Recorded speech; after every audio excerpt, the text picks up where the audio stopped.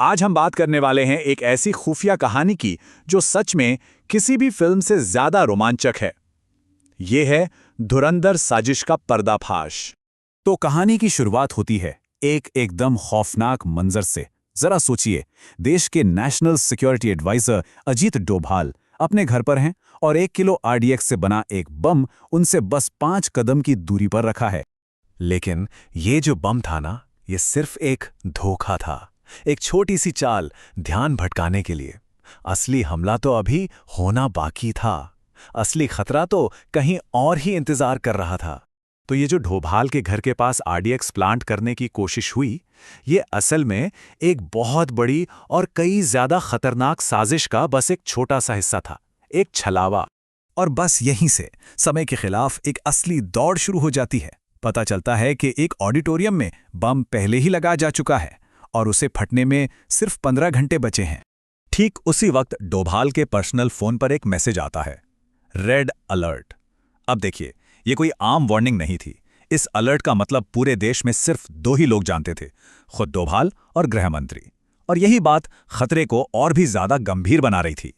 और दूसरी तरफ गृह मंत्री को एक बहुत ही डरावना मैसेज मिलता है। इसमें लिखा था, हिंदुओं, तुम्हारा इलाज आज से शुरू होगा।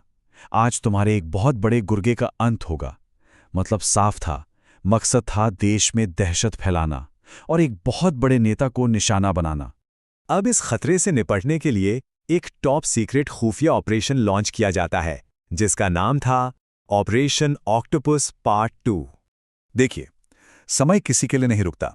एक तरफ जांच तेजी से आगे बढ़ रही थी, लेकिन दूसरी तरफ बम की टिक-टिक भी करीब आ रही थी। और अब धमाके में सिर्फ 8 घंटे बचे थे। अब कहानी में एक नया मोड़ आता है। दिल्ली में ये सब चल ही रहा था कि हजारों किलोमीटर दूर मुंबई के एक 5 स्टार होटल में एक शानदार पार्टी हो रही थी। और इस पार्टी की चमक दमक के पीछे एक बहुत खतरनाक सौदा चल रहा था। और इस सौदे पर नजर रखे हुए था हमारा एक अंडरकवर ऑफिसर विक्रम प्रताप सिंह। तो डोभाल का ये जो खुफिया मिशन था, इसके 3 सीधे सीधे मकसद थे। पहला, जो पैसा ले जा रहा है उसका पीछा करो। दूसरा, उस सेल के अंदर घुसो और पूरी साजिश का पर्दाफाश करो। और तीसरा, सबसे जरूरी, असली टारगेट कौन है, क्या है और कहां है, इसका पता लगाओ। और हुआ भी वही जिसका अंदेशा था। पैसों के लेन देन का सुराग विक्रम को मुंबई से सीधा दिल्ली खींच लाया। और कहां? दिल्ली के शाहीन बाग की एक तंग गली में, जहां इस पूरी साजिश का अड्डा बना हुआ था। उस घर के अंदर विक्रम ने जो देखा, उसने सच में उसके होश उड़ा दिए। इस पूरी साजिश के पीछे 2 मास्टरमाइंड थे। एक तो था टीटीपी का पाकिस्तानी आतंकवादी हसन मलिक, और दूसरा था दिल्ली पुलिस का ही एक रिटायर्ड डेकोरेटेड ऑफिसर आदिल अकरम। मतलब सोचिए, कितनी बड़ी बात है ये। आतंकवादी हसन मलिक ने तो बड़े गर्व से विक्रम को बताया, और ये है आदिल दिल्ली पुलिस से। यह दिखाता है कि धोखा कितना गहरा था। अपने ही लोग शामिल थे। तो अब तक हमले की जगह तो पता चल गई थी, लेकिन एक बहुत बड़ी पहेली अब भी सुलझनी बाकी थी। बम आखिर था कहां? एक ऐसा बम जो किसी को नजर ही नहीं आ रहा था। तनाव एकदम पीक पर था। समय हाथ से निकलता जा रहा था और अब धमाके में सिर्फ 2 घंटे बचे थे। अब डोभाल को ये तो पक्का पता था कि बम ऑडिटोरियम में ही है। एक्सपर्ट्स की टीम ने पूरा ऑडिटोरियम चप्पा चप्पा छान मारा था, लेकिन कुछ नहीं मिला।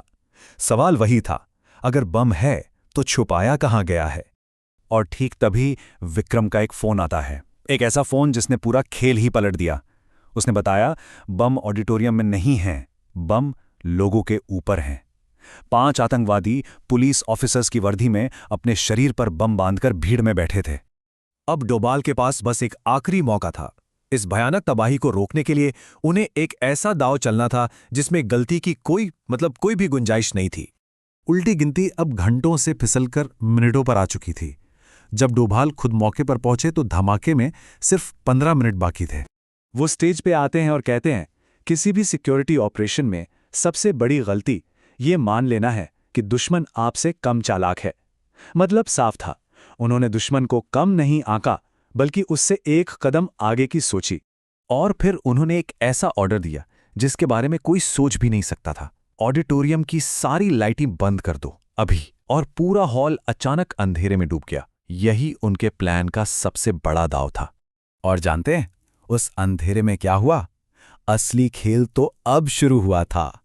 एक आरएफ स्कैनर को एक्टिवेट किया गया और उसने फौरन उन 5 एक्टिव डेटोनेटर्स को पकड़ लिया जो रेडियो फ्रीक्वेंसी से जुड़े थे। बस पलक झपकते ही 5 आतंकवादियों की लोकेशन कंफर्म हो गई।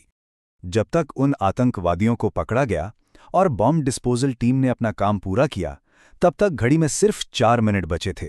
आप सोच सकते हैं, जीत और तबाही के बीच सिर्फ चंद पलों का फासला था। तो ये पूरी घटना एक बात तो साफ करती है कि एक मास्टरमाइंड की असली जीत दुश्मन के प्लान को फेल करने में नहीं, बल्कि उससे आगे की सोचने में होती है। पर एक सवाल ये भी है कि जब एक साजिश नाकाम होती है, तो क्या अगली साजिश पहले से ही कहीं और नहीं चल रही होती?